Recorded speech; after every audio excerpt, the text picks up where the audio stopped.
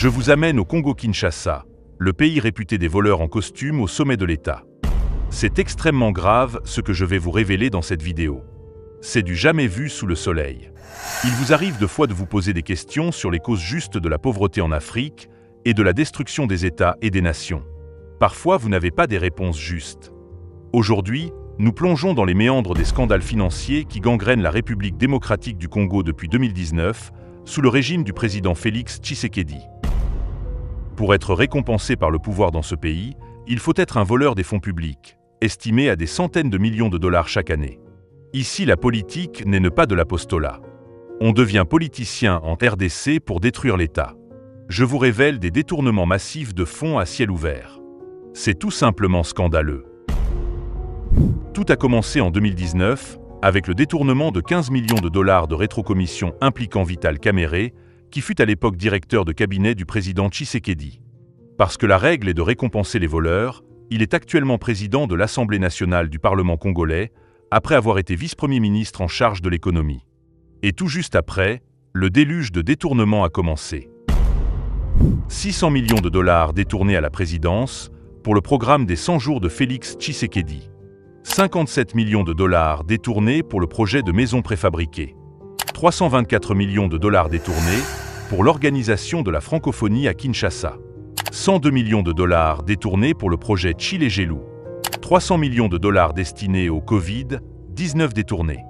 Ces criminels financiers du régime de Tshisekedi sont allés plus loin, jusqu'à voler 600 millions de dollars pour le projet RAM, qui a vidé les téléphones des Congolais, ce pauvre peuple à la merci des scénarios de crimes depuis la présidence. 697 millions de dollars pour le projet de carte d'identité nationale ont été détournés. Je vous rappelle que le peuple congolais est jusqu'à ce jour l'unique peuple du monde qui n'a pas de carte d'identité. C'est ne pas tout. 722 millions de dollars pour l'achat des armes afin de lutter contre l'agression à l'est du pays. Cet argent est aujourd'hui sans trace. 430 millions de dollars pour les mercenaires, voire maison civile du chef de l'État. 100 millions de dollars pour doter la RDC d'un satellite, aussi détourné à partir de la présidence. Et ce ne sont que quelques lignes d'un tableau effarant, qui cumule plus de 6 milliards de dollars de fonds publics détournés dans un pays où on n'a même pas l'eau potable. Ce qui est encore plus grave, c'est qu'il y a eu des projets inexistants. Et des projets qui ont existé ont été abandonnés. Des milliards de dollars volatilisés, des projets fantômes et un silence troublant des autorités judiciaires. Où est la justice congolaise? Où est la vérité? Voici les faits. Une série de scandales, un même schéma depuis 2019, et c'est toujours des sommes faramineuses qui sont détournées, sous prétexte de grands projets nationaux. Aucune pyramide à Mbuji-Mayi, qui est le fief électoral du président de la République lui-même. 14 millions de dollars détournés sans inquiétude par les copains du président Tshisekedi. Pas d'école construite dans la ville natale du président, pas de drone livré, et aucune trace des 115 millions pour une arène nationale. Les forages, les routes, les bus, les hôpitaux promis, toutes ces promesses électorales sont invisibles après 2 mandats. 10 millions de dollars pour relancer la Gécamine détournée. 32 millions de dollars pour le projet Kinshasa Zéro Trou. Aujourd'hui, la capitale de la RDC a toujours des trous, aucune route praticable, et c'est trop sale.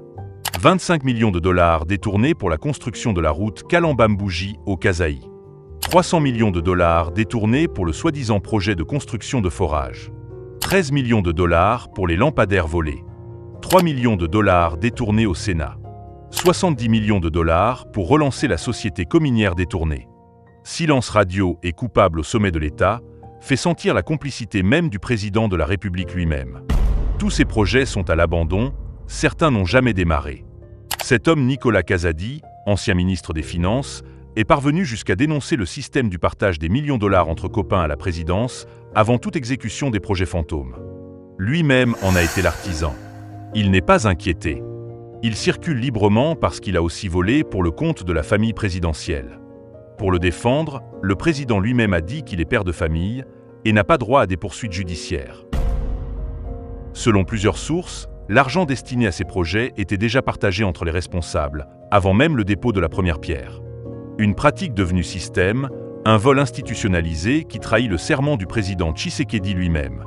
Et dans tout ça, c'est le silence du ministre de la Justice qui étonne.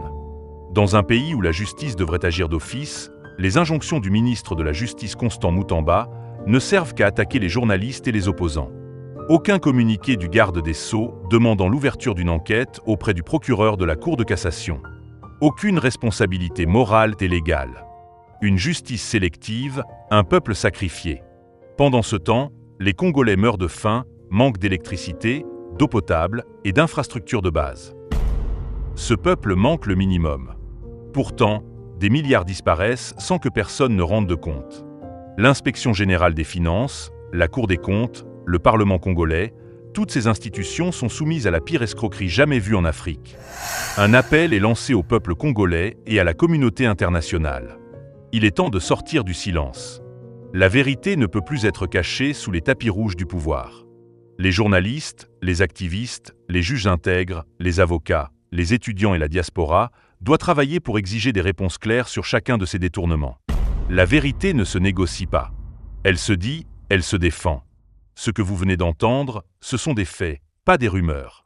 Et tant que justice ne sera pas rendue, nous continuerons de parler sur ce dossier d'État. Ici, c'est la vérité sans filtre pour un Congo debout, un Congo libre, un Congo juste.